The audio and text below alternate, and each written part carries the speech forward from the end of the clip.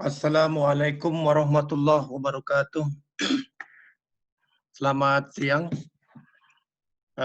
Hari ini kita akan melanjutkan kuliah kita. Ini minggu yang ke-7 mengenai efek-efek panas ya.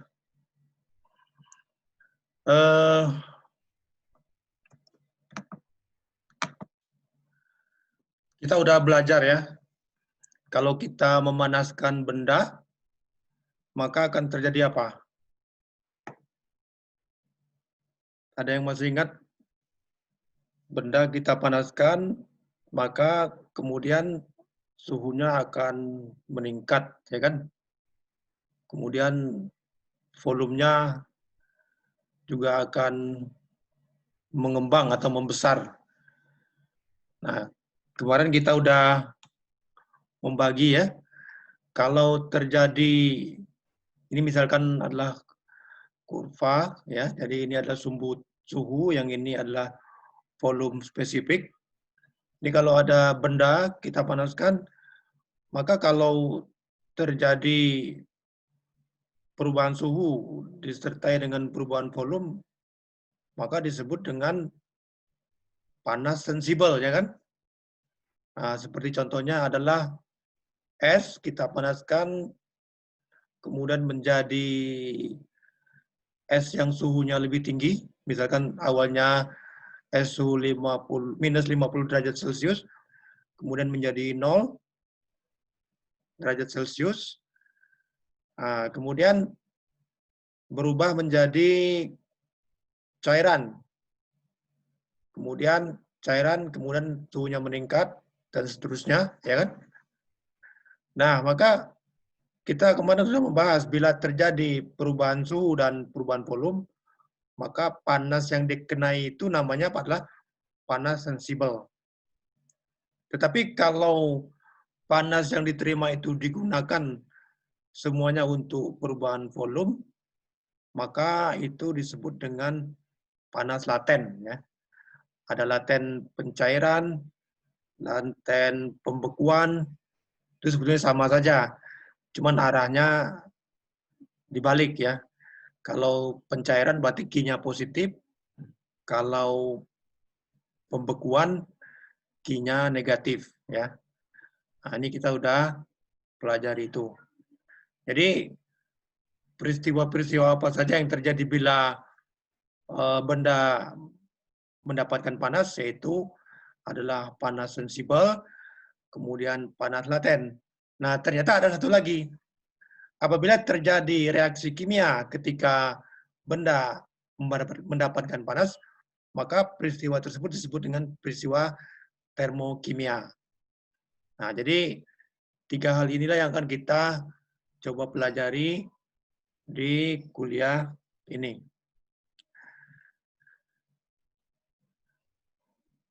Nah, sekarang kita masuk dulu tentang perhitungan panas sensibel untuk perubahan suhu yang besar. Jadi kemarin kita sudah membahas perhitungan panas sensibel, tetapi suhunya tidak terlalu besar ya, sehingga kita menggunakan nilai CP atau kapasitas panas itu dianggap konstan. Nah, apabila suhunya itu relatif besar, artinya selisih antara suhu mula-mula dengan suhu akhirnya itu sangat-sangat besar, lebih dari 200 derajat Celcius, maka CP-nya itu tidak lagi konstan. Nah, kita akan lihat nanti.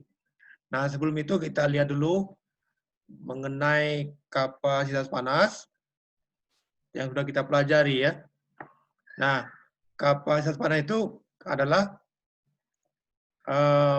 panas yang ditransfer ke suatu benda, kemudian suhu benda akan meningkat kan, sehingga perubahan panas dibagi dengan perubahan suhu atau kita sebutkan dq per dt, inilah yang disebut dengan kapasitas panas ya.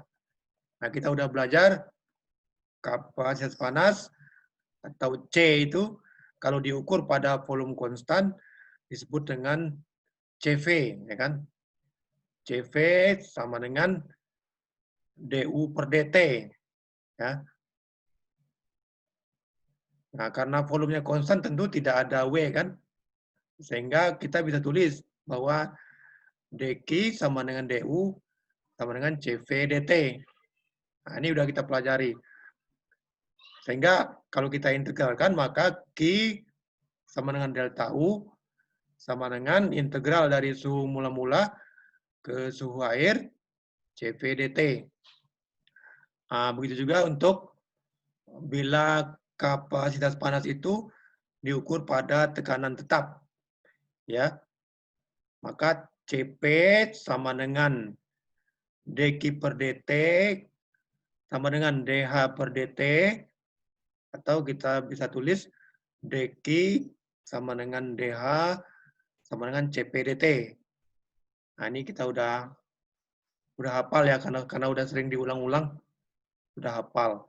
Atau Q sama dengan delta H integral dari suhu mula-mula sampai suhu akhir CP dt. Nah, ini sekedar mereview kembali apa yang sudah kita pelajari pada minggu-minggu sebelumnya. Nah, kemudian apabila suhunya itu selisihnya sangat jauh, maka CP maupun CV itu tidak lagi dianggap konstan. Dia merupakan fungsi suhu. Ya. Ah, sehingga kita tuliskan CP FT, itu maksudnya adalah kapasitas panas fungsi suhu. Dan begitu juga dengan CV. CV sama dengan fungsi suhu. Artinya kalau suhunya meningkat, maka nilai CP maupun CV itu akan berubah, tidak lagi konstan. Tapi kalau suhunya masih dalam range antara 0 sampai 100 derajat Celcius, biasanya CP atau CV itu dianggap konstan.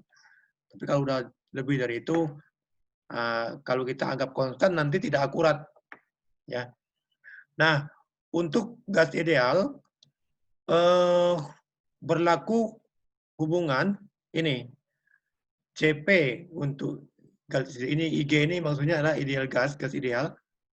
CP per R sama dengan A ditambah BT tambah CT kuadrat tambah DT pangkat minus 2. Nah, inilah fungsi suhu dari CP tersebut. Nah, nilai A, B, C, D ini sudah tersedia di buku Smith-Vaness. Nah, untuk sejumlah gas-gas yang ada itu bisa kita lihat di situ di appendix C, halaman 634, 636. Nah, bagi yang sudah punya bukunya atau punya filenya, bisa Anda cek di situ nilai A, B, C, D-nya ini. Nah, suhunya ini biasanya dalam bentuk Kelvin ya. Kelvin. Nah, kalau kita lihat di appendix-nya itu, atau di lampiran buku Smith-Vaness itu ada tabel C1 untuk gas, C2 untuk padatan, C3 untuk cair. Sehingga kita bisa pilih, ini kasusnya kasus apa? Apakah gas, padat, atau cair. Nah, di dalam hal ini juga berlaku persamaan CV sama dengan CP min R yang sudah kita perkenalkan pada kuliah sebelumnya. Nah, sehingga kalau dari sini kita bagi semua dengan R, nah CV per R sama dengan CP per R, ini R per R, sama dengan 1. Ya. Jadi berlaku ini. Nah, kenapa kita bagi dengan R? Karena nanti di tabelnya itu CP-nya bentuknya CP per R, bukan CP biasa. CP per R. Sehingga kita tinggal pakai saja data di lampiran buku Smith-Vaness itu. Nah, coba kita lihat contoh soal ya. Ini ada di contoh 41 di buku Smith-Vaness itu.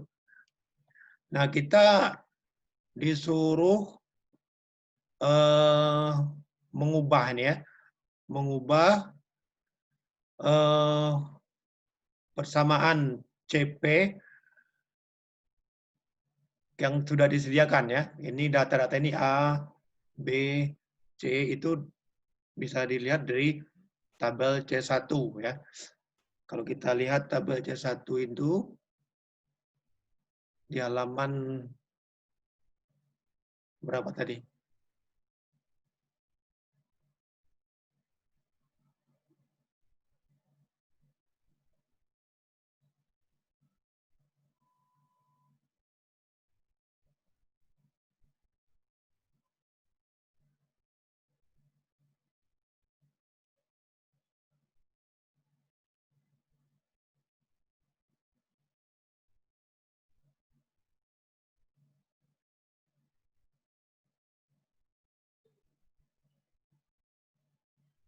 Nah, kita lihat di halaman 637 tadi ya.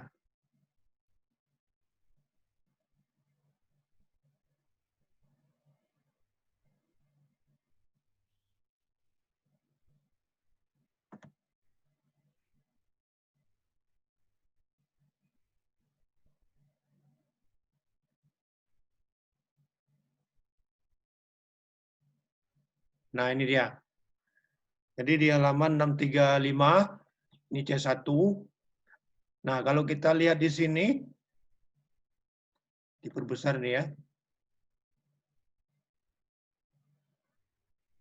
Kalau kita lihat di sini, ini kan CP per R ini kan.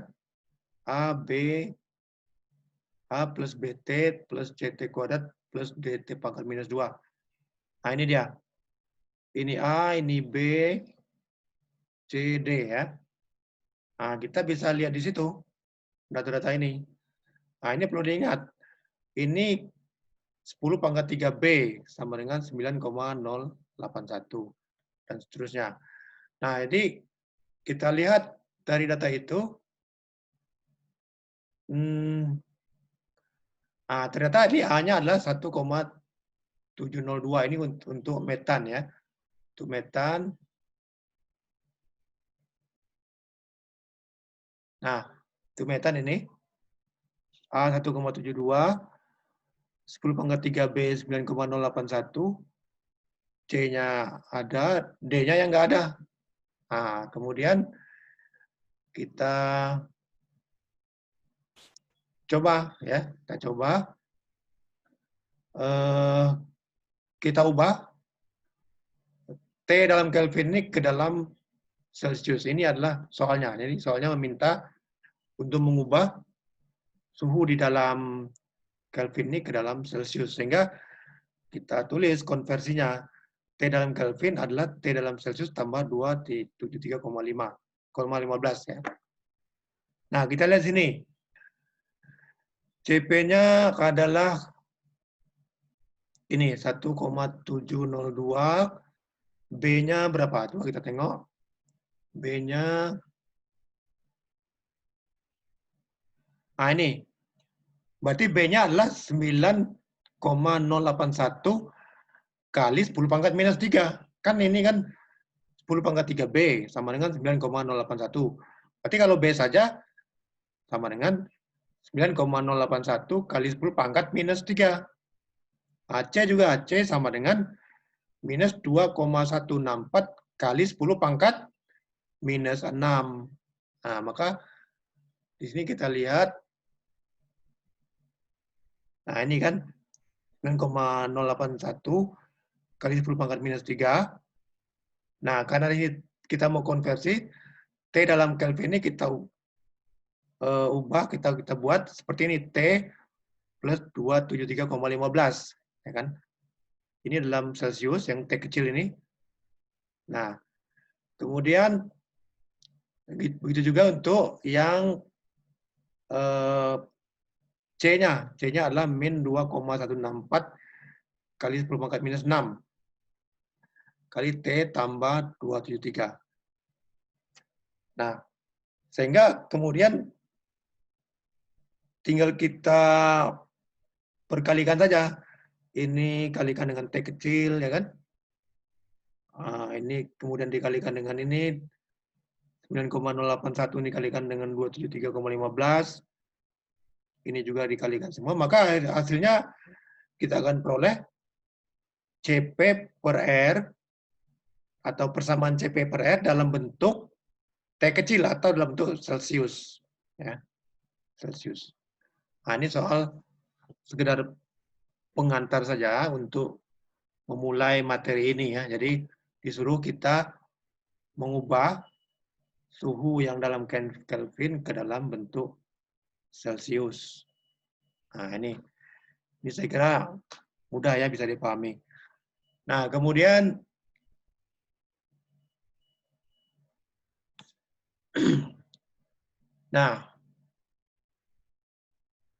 perhitungan panas sensibelnya sekarang. Tadi kita udah tahu bahwa Q itu kan sama dengan delta H dari integral dari T0 ke T Cp dt ya kan? Kenapa ini delta H? Ya karena biasanya orang menghitung panas itu kondisinya tekanan tetap. Tekanan tetap karena itu lebih mudah. Ya kayak kondisi sekarang kan kita hidup di kondisi tekanan tetap kan. Nah, jadi makanya lebih banyak dipakai delta H ini.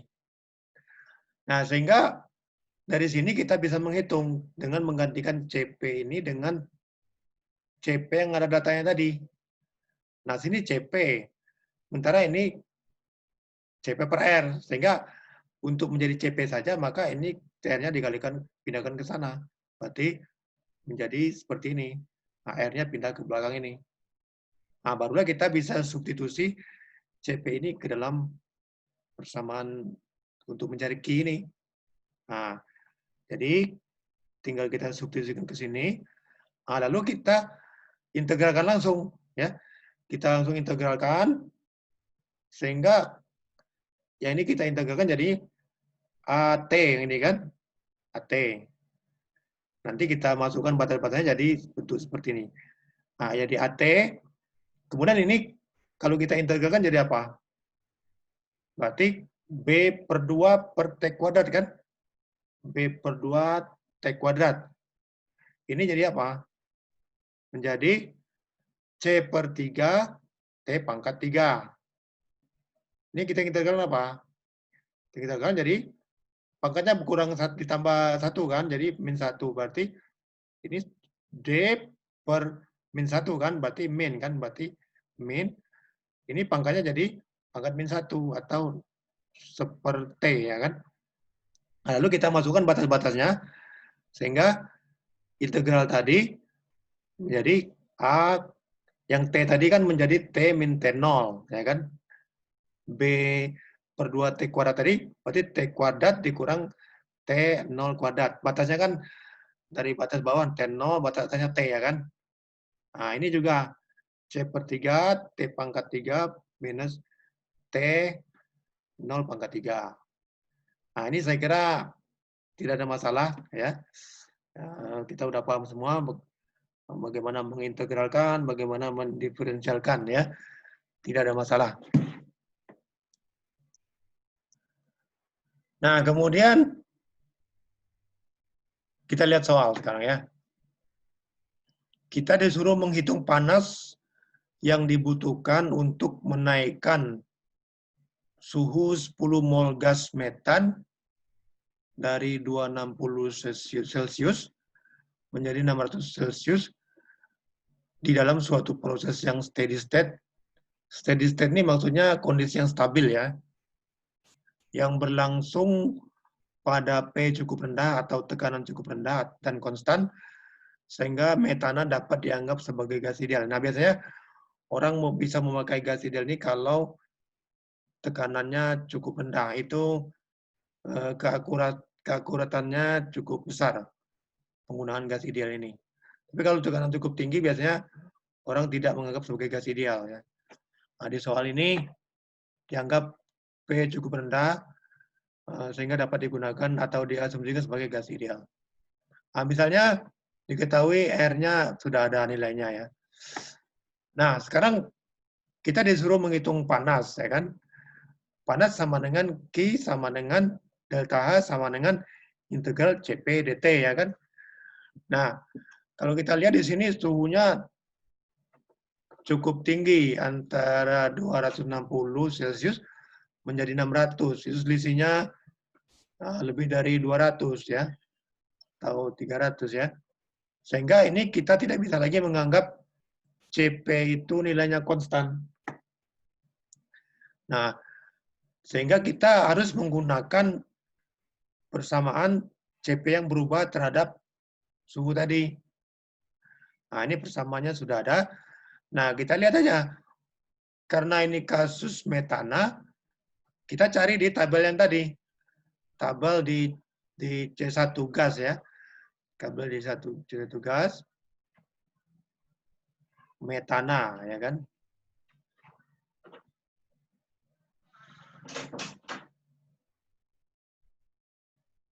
Nah, A-nya 1,702. B-nya ini, C-nya ini sudah ada, D-nya nggak ada nih. D-nya 0. Berarti kemudian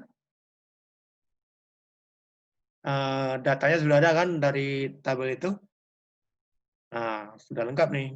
A ada, B ada. Nah, suhunya kita ubah dulu. Kita konversi ke dalam Kelvin. Dalam Kelvin, ya. Nah, baru kita coba selesaikan. Jadi kita masukkan nanti A-nya ke sini, B-nya ke situ, dan seterusnya. Nanti kita masukkan ke persamaan Q sama dengan delta H sama dengan integral CP dt. Nah, ini kita lihat juga ini 10 mol ya, bukan 1 mol. Nah, tapi tak apa-apa, kita cari dulu yang 1 molnya, nanti kita kalikan 10. Nah, ini jawabannya. Jadi karena tekanan rendah, maka Q sama dengan delta H, tekanan tetap ya. Q sama dengan delta H, integral C dari T1 ke T2 CP dt. Nah, persamaan ini kan bisa kita manipulasi. Berarti tinggal kita kalikan ya R integral dari T1 sampai T2 CP per R. Kan R dikalikan per R kan ini kan saling menghilangkan, habis ya. Nah, jadi persamaannya kita kalikan dengan R nanti. Nah, kita masukkan persamaan untuk CP yang sudah ada tadi, ya kan? A plus BT plus CT kuadrat kalikan DT. Lalu kita integralkan. Integralkan, berarti A jadi AT, ini jadi B per 2T kuadrat, ini jadi C per 3 T pangkat 3. Batas-batasnya adalah dari T1 sampai T2. Sehingga kalau kita masukkan batas-batasnya ini kan jadinya adalah, ini kan, T-nya ini kita ubah jadi A kalikan T2 dikurang T1 kan. Nah ini dia.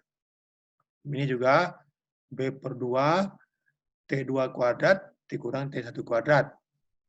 Yang ini jadi C per 3 T2 pangkat 3 dikurang T1 pangkat 3.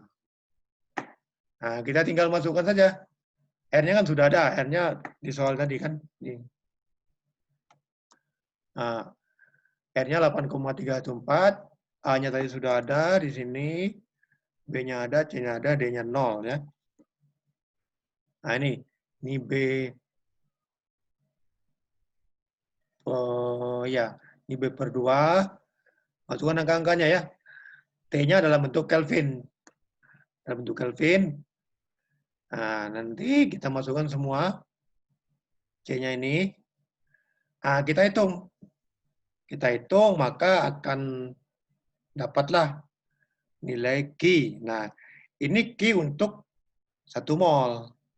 Nah, karena di soal tadi yang ditanya adalah 10 mol gas, maka tinggal dikalikan dengan 10. Ya kan? Q sama dengan delta H kalikan N. Nah, ini kalikan 10 mol. Nah, dapatnya begini. Jadi, panas yang dibutuhkan untuk menaikkan suhu 10 mol gas metana dari 260 Celcius ke 600 Celcius itu adalah sebesar 197.780 Joule atau 197,78 kilojoule. Ya, bisa dipahami ya. Selanjutnya kita coba latihan lagi ini. Ini harus memang banyak latihan ini ya, biar mudah dipahami. kita disuruh menentukan jumlah panas yang diperlukan untuk memanaskan 10 mol SO2 dari suhu 200 ke 1100. Nah, ini suhunya selisihnya jauh sekali ya, sehingga memang harus benar-benar kita tidak bisa menggunakan CP yang konstan. CP-nya mesti berubah nih, karena selisihnya sampai 900 derajat Celcius. Ya.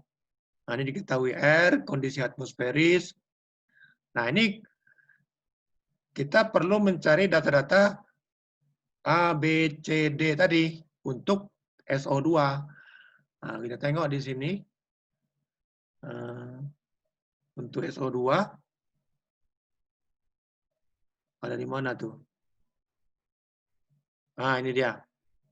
SO2, ini A-nya, apa tadi? A ya ini ya. A, B, C, D. Oh, ini dia. Ini A, B, C, D ya. A-nya 5,669 ya. B-nya 0,801 kali 10 pangkat minus 3. Nah, kita harus hati-hati di sini ya. Nah, kemudian C-nya nggak ada, D-nya ada. C-nya 0 ini ya. Nah, sehingga kita ini dapat angka-angkanya A sekian, B sekian, C-nya 0. Nah, ini kita masukkan ke sini. A-nya berapa, B-nya berapa. Nanti karena yang ditanyakan lagi, nanti kita masukkan lagi tadi. Q sama dengan delta H sama dengan integral dari T1 ke T2 CP dt, ya kan? Nah, gitu. Caranya sama dengan tadi.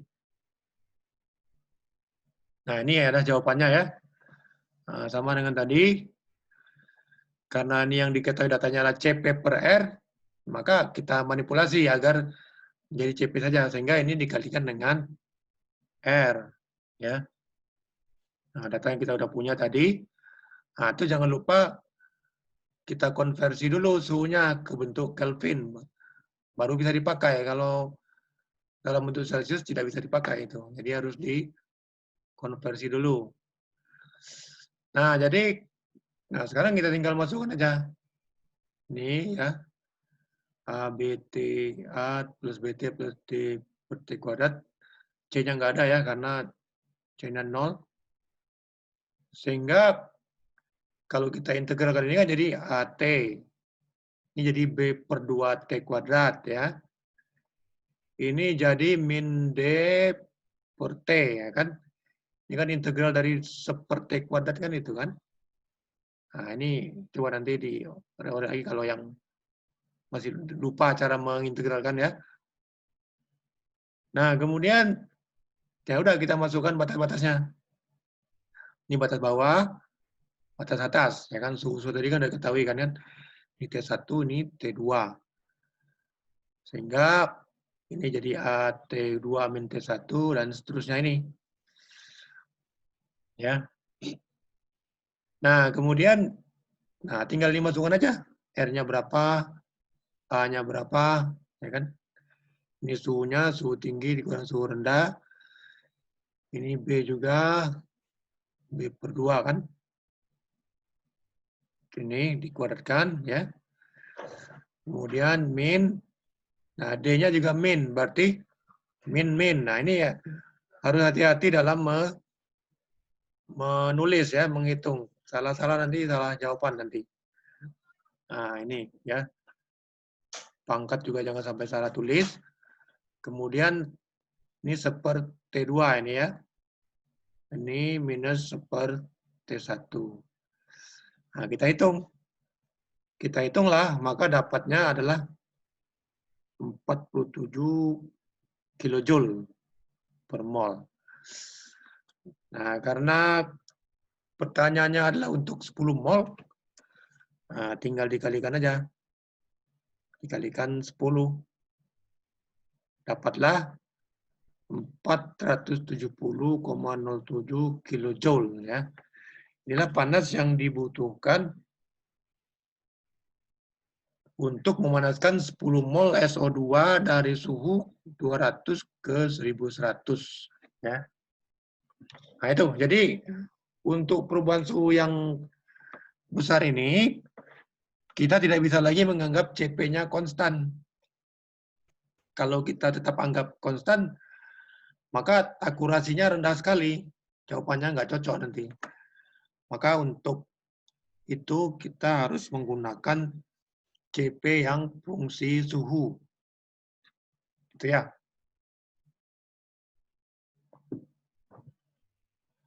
Nah, kemudian, sekarang kita lagi latihan soal. Ini D3 ini memang harus banyak latihan soal nih. Nah, ini soalnya agak berbeda nih ya. Yang ditanya adalah suhu. Kalau tadi kan yang ditanya panas ya. Berapa suhu akhir jika panas sebanyak 0,4 10 pangkat 6 BTU. Nah, BTU ini satuan Inggris. Nanti kita harus konversi dulu nih ke bentuk satuan internasional ya. Ini ditambahkan pada 25 lb mol. Ini juga satuan Inggris, lb ini pound ya. Amonia yang semula berada pada suhu 500 Fahrenheit. Nah, ini juga harus kita ubah ke Kelvin. Dalam suatu proses alir steady yang berlangsung pada tekanan 1 atmosfer. 1 atmosfer ini dianggap suhu yang tekanan rendah ya, sehingga masih dipakai persamaan gas ideal ya. Asumsinya gas ideal ini bisa nih.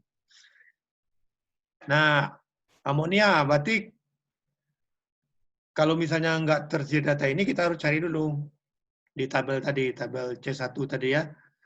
Nah, ini untung tersedia di sini. Kita tinggal pakai saja. A-nya diketahui, B-nya ada, C-nya 0, D-nya ada ya. Nah, ini kita harus bagaimana nih? Nah, kita tulis lagi. Ya. Nah, ingat, hitungannya itu harus dikembalikan ke satuan per mol. Jadi kalau ada 25 per mol, kita harus bagi dulu panasnya tadi. Berarti delta H sama dengan Q per N. Q-nya 0,4 kali 10 pangkat 6 BTU kan, bagi mol. 25 molnya. Berarti dapatnya 16.000 BTU per LB mol. Nah, ini kita konversi lagi. BTU LB ini kan satuan Inggris. Kita konversi dulu ke bentuk satuan internasional. Nah, 1 BTU sama dengan 1055,06 Joule. 1 LB mol sama dengan 453,6 mol. Ya, tinggal dimasukkannya ke sini. Berarti ini tulis 1055,06 Joule, ini kita ganti dengan 453,6 mol. Maka dapatnya adalah ini ya, 37,218 kJ per mol. Nah, begitu juga dengan suhunya. Suhunya kita konversi dari Fahrenheit ke Kelvin. Nah, ini konversi-konversi ini mestinya udah di luar kepala ya, artinya udah Anda pelajari sejak SMA ya. Coba nanti bagi yang penasaran, coba cek lagi konversi Fahrenheit ke bentuk Kelvin ya. Nah, dapatnya 533,15 Kelvin. Nah, dapat itu. T-nya ada, sekarang Q atau delta H-nya ada, kemudian parameter ABCD-nya ada. Nah, terus gimana? Nah, kita kembali lagi ke persamaan awal mula-mula yang utama itu ya. Q sama dengan ini. Ya. Nah, kita tuliskan aja. R integral T1 T2 A plus BT dan seterusnya ini. Ya. Sehingga dapatnya ini, nanti kita masukkan batas-batasnya. Nah, tadi kan Q-nya kan sudah kita hitung. 1 mol tadi kan, 37218 tadi kan. Nah, ini dia kan. Ini R-nya kita masukkan, A-nya tadi sudah ada angka-angkanya. Nah, T2-nya kan kita belum tahu. T1-nya sudah ada tadi, B-nya sudah ada, T2-nya belum tahu kita. T1-nya sudah ada. Nah, sudah. Nah, lalu kita bereskan nih persamaan, selesaikan dulu nih. Ini kita pindahkan ke sana, ini kita kali-kalikan dulu, ya.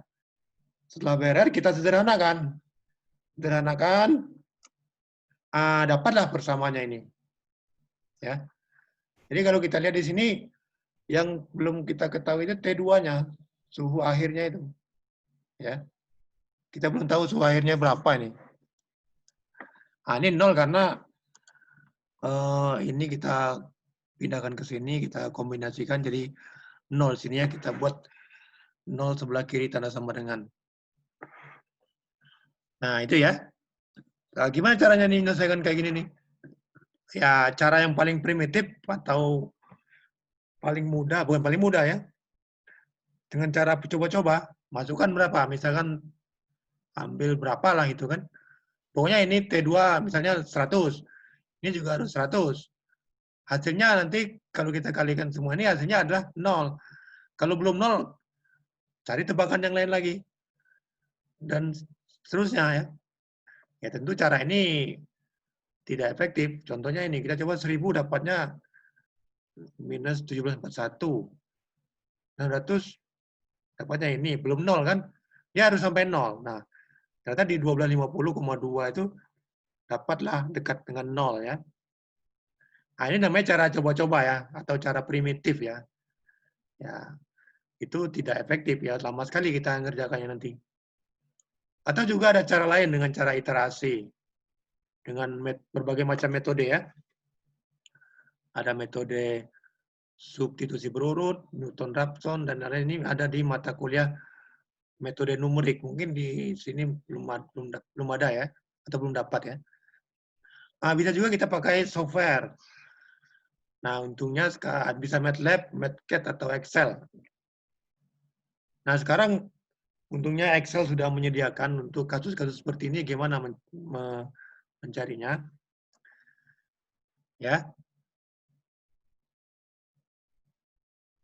Ini adalah metode substitusi berurut ya. Ini bagi yang sudah pernah belajar mungkin bisa coba. Tapi di sini karena saya akan mencoba pakai software ya. Ada 2 di sana di Excel itu, bisa pakai Goldseek atau Solver. Tapi Solver ini lebih lengkap ya. Nah, kita pakai software Solver namanya. Nah, kita buka di Excel dulu nih. Buka di Excel.